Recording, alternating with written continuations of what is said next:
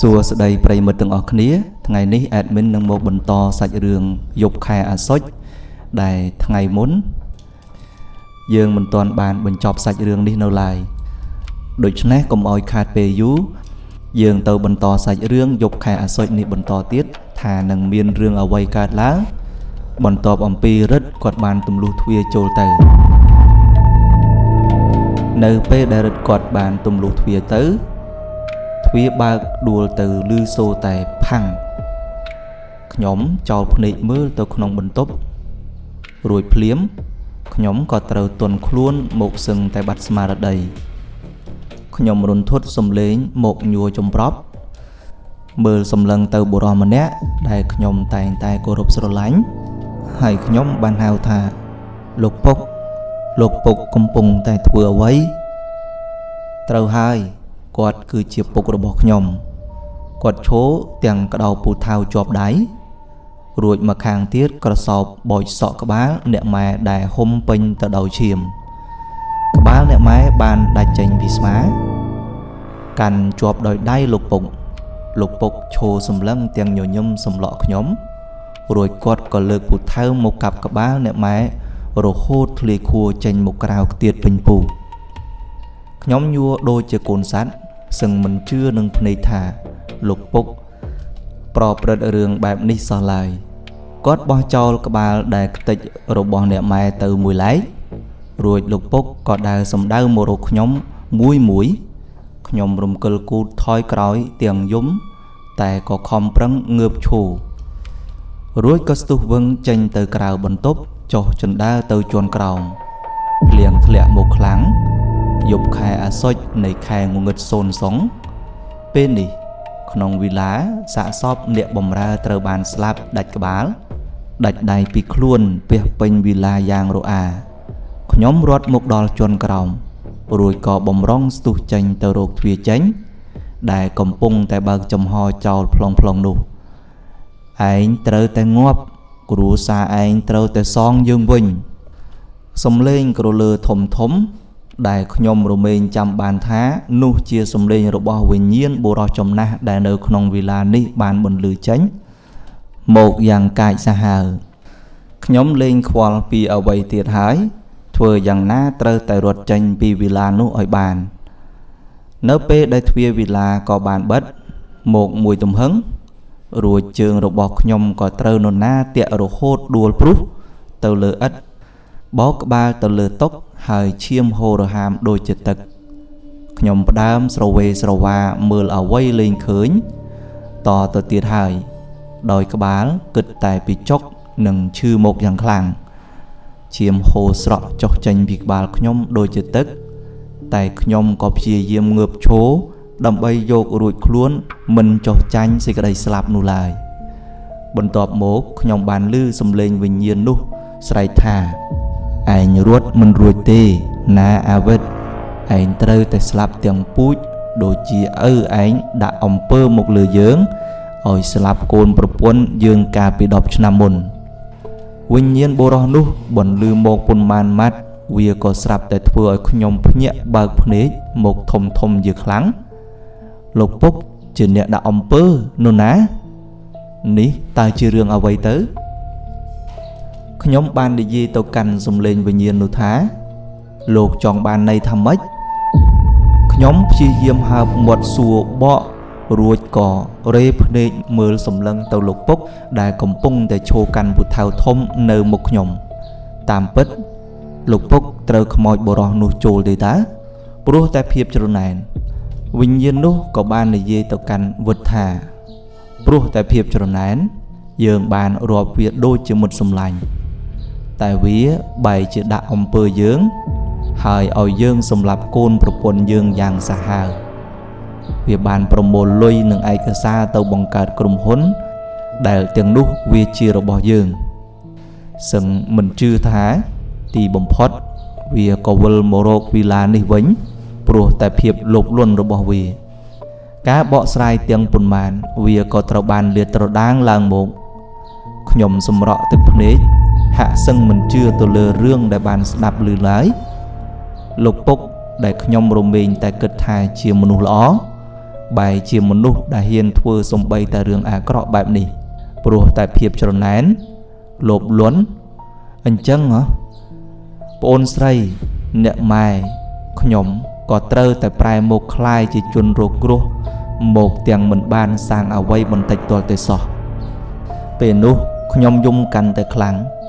រួចក៏លែងចង់ទទួលដឹងរឿងអ្វីដែលកើតមានមកនៅពេលនេះទៀតហើយបើស្លាប់សងបំណុលកម្មឲ្យផុតវាក៏ប្រហែលជាល្អដែរមិនចាំបាច់ខំរស់បៀមទុកបែបនេះឡើយវិញ្ញាណនោះបាននិយាយតបទៅជាមួយនឹងវុឌ្ឍថាឯងដឹងហើយមែនទេថាហេតុអ្វីគ្រួសារឯងសមតែស្លាប់ខ្ញុំក៏និយាយជាមួយនឹងវិញ្ញាណថាសម្រាប់យើងទៅយើងលែងចង់រស់ហើយបើឯងចង់បានជីវិតយើងក៏ចូលមកយកទៅចោះខ្ញុំស្រែកភ្លាត់មាត់សំឡេងប្រៀបដូចជាមនុស្សបាត់បង់ស្មារតីក្នុងខណៈនេះខ្ញុំគ្មានអ្វីត្រូវសោកស្ដាយទៀតឡើយវិញ្ញាណនោះសើចខ្លាំងរបស់របរនៅក្នុងវិឡាក៏មិនផ្ដើមហោះប៉ើងរសាត់ទៅមករាយប៉ាយពេញវិឡាកម្លាំងខ្យល់ក៏បាច់សាយចូលមកពេញផ្ទៃវិឡាប៉ើងសឹងតែយករាងកាយខ្ញុំទៅជាមួយលោកពុកដើរទាំងអូសពូថៅមកជិតខ្ញុំគាត់លេងជាគាត់ហើយ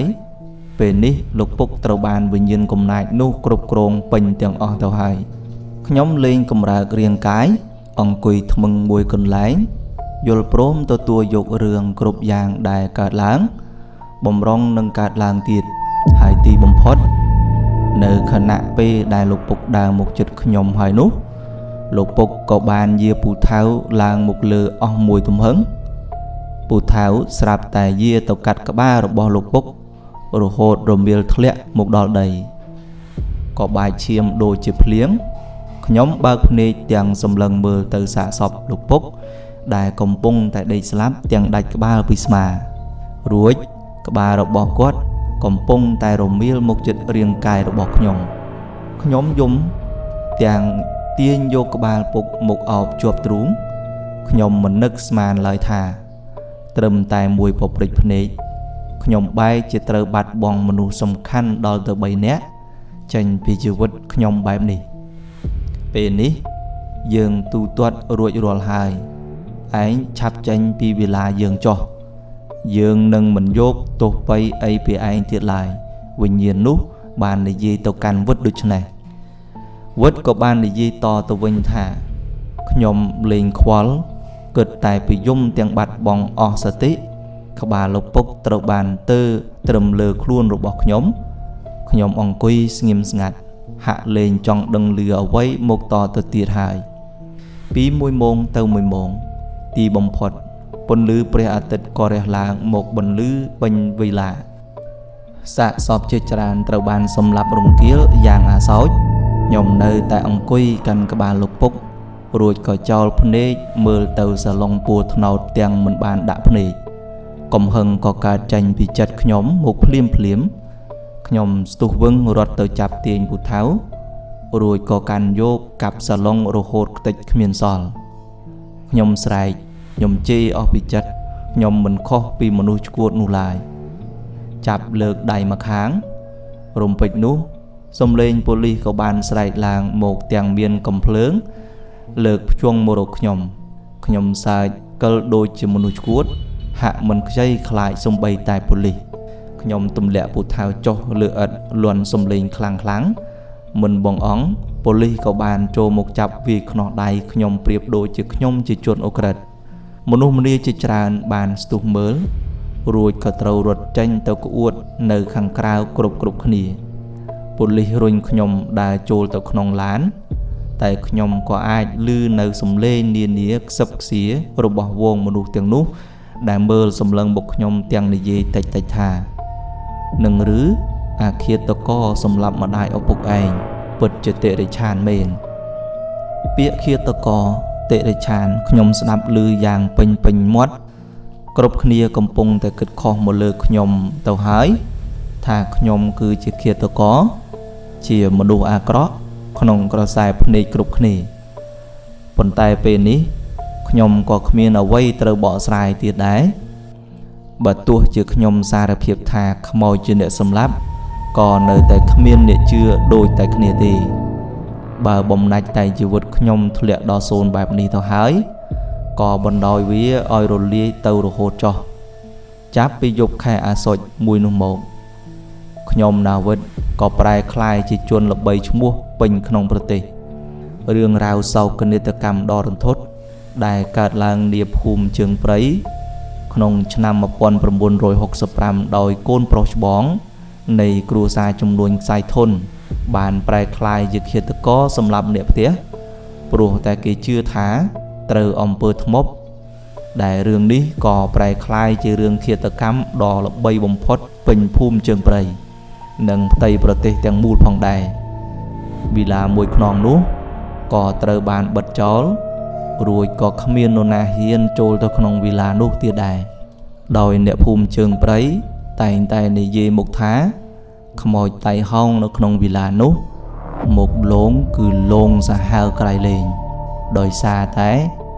យប់ខែអាសត់